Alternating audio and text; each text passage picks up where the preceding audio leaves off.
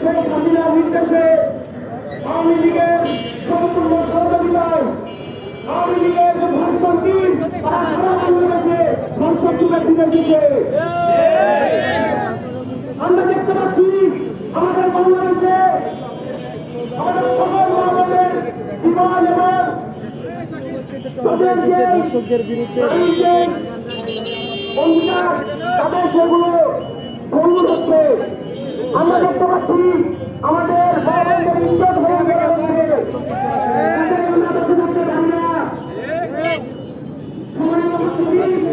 ধর্ষণ বিরোধী এই কর্মসূচি